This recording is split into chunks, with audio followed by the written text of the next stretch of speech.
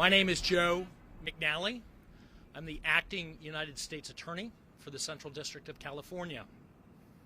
I'm joined here by Homeland Security Special Agent in Charge, Eddie Wong, and Cheryl Davies, the Director of Field Operations for Los Angeles Customs and Border Protection. We're here today to announce federal criminal charges against 9 defendants who worked with partners in China to operate a criminal network that illegally smuggled what we estimate to be more than $200 million worth of counterfeit goods from China into the United States through the ports of Los Angeles and Long Beach. The Los Angeles and Long Beach ports are the busiest container ports in the Western Hemisphere. Ensuring the integrity of who and what comes into our country is critical to our border security and ultimately to our national security. The 9 defendants charged in the indictment participated in a wide-ranging scheme to circumvent inspections at the ports of Los Angeles and Long Beach. The scheme involved logistics companies, warehouse owners, and corrupt truckers. They worked as criminal partners to defy U.S. customs laws, to illegally smuggle enormous quantities of goods from China into the United States. 8 of the 9 defendants have been arrested. One defendant, the lead defendant, who orchestrated the scheme, is a fugitive and is believed to be in China. Let me talk to you about how the scheme worked. As part of the scheme, the defendants and their criminal partners in China filled shipping containers with contraband, counterfeit goods, illegal and dangerous chemicals, and other contraband that is not permitted to be imported into the United States. U.S. law requires that all containers coming into the United States be sealed with a locked security seal that is assigned a unique number. This is a security system. Containers, from the time they leave China, cannot be opened until they arrive in the United States and clear the Customs and Border Patrol inspection process. And the seals are key to that security process. Members of this scheme in the United States and China evaded this security system by learning in advance the unique serial numbers assigned to these seals that would be associated with their illegal shipments. And they created duplicate fake seals in order to circumvent the inspection process. They would create those duplicate fake seals in China, and they would send them from China to their criminal partners here in the United States. When the shipments arrived at the port here in Long Beach and Los Angeles, U.S. Customs and Border Protection would direct, as part of their normal process, that some of those containers go to secondary inspection. Those secondary inspection sites are a short distance from the port.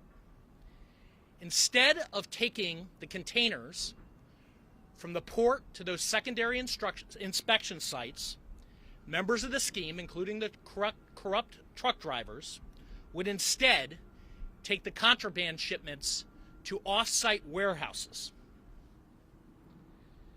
At those warehouses, according to the indictment, members of the conspiracy would open up and cut those seals, take out the contraband contained in those shipping containers, and ultimately put a new counterfeit seal on the containers and then pass them to CBP for inspection. Members of the scheme would then have the containers, now smuggled with the illegal goods, inspected by CBP, and they presented them just like they had come straight from the port complex. The truck drivers involved in the scheme were often paid 10 times the normal rate, and sometimes much more, to illegally transport the containers to a warehouse before inspection. During the investigation, law enforcement identified that Chinese co-conspirators were sending these seals into the United States, these counterfeit seals, and they were able to intercept around 50 counterfeit seals.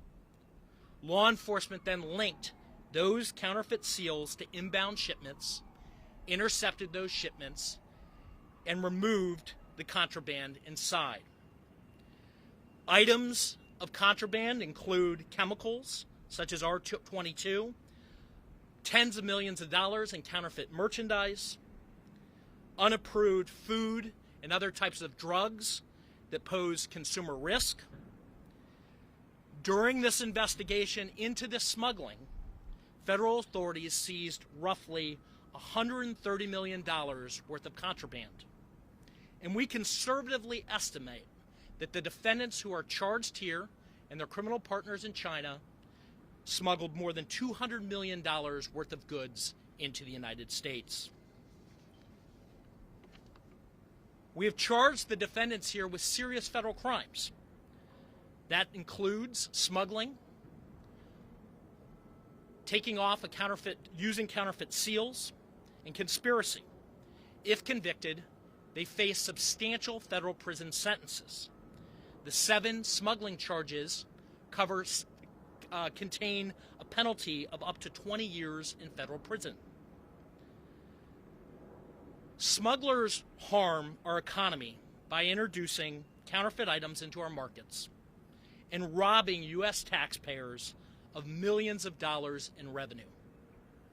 Prohibited and unregulated items coming into the United States threaten the health and well-being of our citizens. And smugglers threaten our national security by allowing dangerous items to enter without detection. Let me end where I started, and that is that our border and port security is critical to our national security. And we'll continue to work with our law enforcement partners here to hold accountable individuals that attempt to violate the security of our ports and our borders.